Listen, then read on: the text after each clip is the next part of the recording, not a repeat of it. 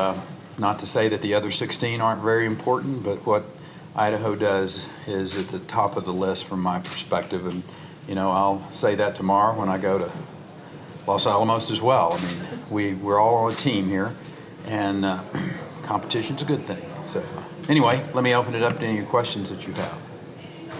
Secretary, what role do you think INL's nuclear research plays kind of within the general DOE context?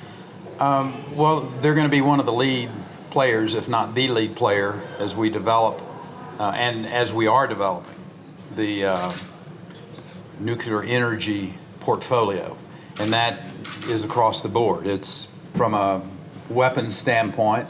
It's obviously from a security standpoint. We cover our naval reactors and keeping our Navy moving.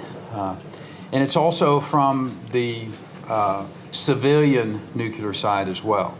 As I said in my remarks, you know, we got behind in the last 30 years. I think we need to focus more on this resource, do it right, do it safe, but so that we can have a portfolio of energy resources in America that are vast and broad. With that said, INL also is involved in a host of other areas, you know, some which are, you know, highly classified, but some that impact people's daily lives relative to whether it's biofuels that they're working on out there. And, you know, Idaho's a pretty good agriculture producing state, and the work that they're doing out there.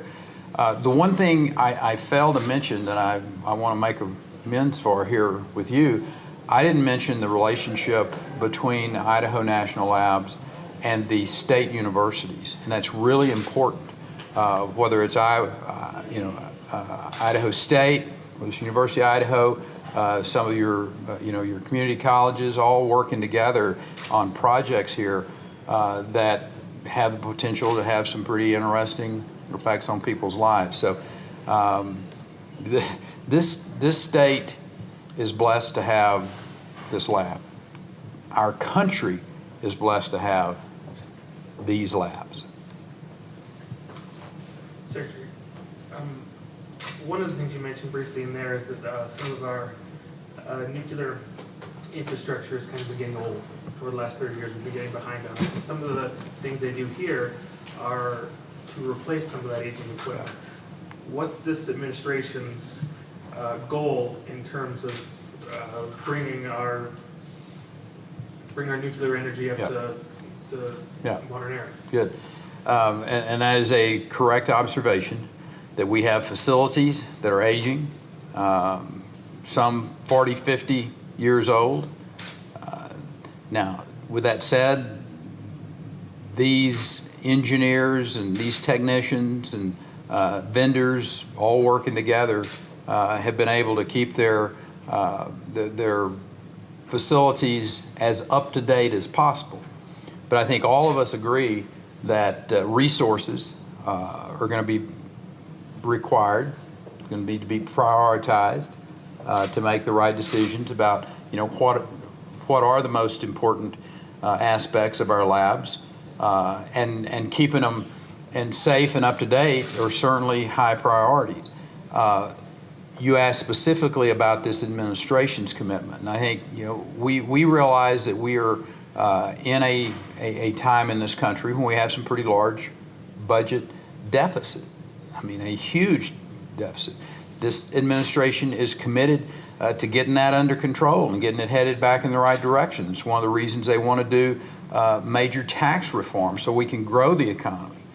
With that said, you also saw this administration giving substantial dollars to the NNSA side of our shop. I was the governor of the 12th largest economy in the world for 14 years. We had budget surpluses and we had budget deficits. So I've had quite an experience of dealing with managing big budgets. So I hope that you know, both the people of Idaho and the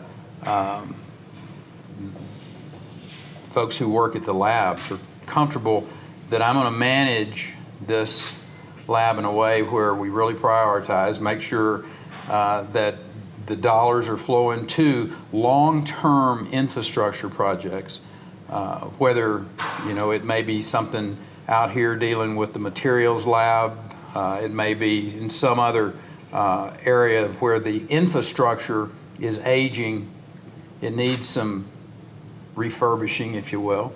But we're committed to making those dollars be available to the labs, because I happen to think that the role that they play is one of the most important ones at the Department of Energy, which in turn, I'm biased here, but I happen to think that what DOE does is as important as any of the agencies of government. Thank you. Do you see that as maintaining the role of the Idaho National Laboratory and the laboratory's infrastructure? Do you see a role where there would be some growth here in Idaho and the role of the Idaho National Laboratory? And if so, where? Will that be in the Yes, sir. research and development of nuclear energy? Will it be in the dollars that President Trump has promised for national security? Yes, sir. Here's where I think specifically you will see a focus, and INL has a real role to play in this. Cybersecurity, exascale, supercomputing side of it, and what INL does on the supercomputing side to augment exascale, that next generation of supercomputer. Both of those are growth areas, and I would suggest to you into the future, both of those will be prioritized. The other side of it is, I believe this administration is committed to, certainly I'm committed to, nuclear energy and the civilian growth side of that. Fast reactors are one of the areas that I think there's some real potential growth. I mean, we see the Russians and the Chinese headed down that path with fairly good expedition. The United States, I think, would be wise to use the resources that we have here to commit to the future of having our ability to participate in that fast reactor technology and the potential that it has for the future. Secretary, you've talked about the positives and what you've seen and where you see INL going. What concerns do you have? Are there what things do you think need to be improved on immediately? Well, my concerns are in things that I've already talked about, is that we're not where we need to be from a cybersecurity standpoint.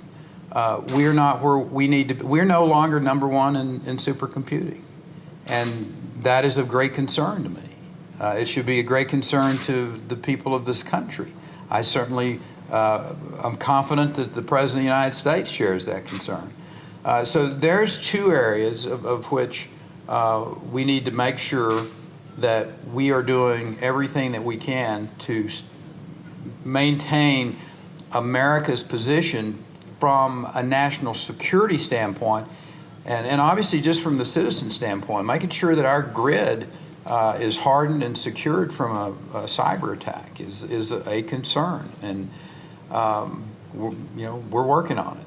So I'm quite comfortable that with the right focus, the right leadership, the right management, that not only will America again take its rightful place as the number one supercomputing nation on the globe, but we'll also be in a place to protect our citizens from any attacks, either physically or in the cyber world. One more. Secretary, with the news coming out of Hanford today, does that affect plans going forward in the department with cleanup efforts or anything like that? Well, again, we've been fully briefed on that today. We have sent the appropriate teams in to make sure that this is not an event where it could escalate. I'm quite comfortable at this particular point in time with the information I have that it's not an event that a radiological event that is going to cause us greater concern. We'll continue to monitor it. The Governor of Washington is in his office been in contact with our office, and we're keeping a close eye on it. But the E&M side of this will continue to go forward. Again, I don't want to speculate what this may have been. It appears that this is an old train tunnel that had a collapse. Now, after that, let's make sure we have a good handle on the information before we speculate about what may or may not have happened. But at this particular point in time, I'm quite comfortable that the response is appropriate. The men and women, the contractors, the DOE employees out there, number one, are safe. But secondly, they've responded in a very professional way. Listen, thank you all for coming out today and covering this. And you live in a beautiful part of America.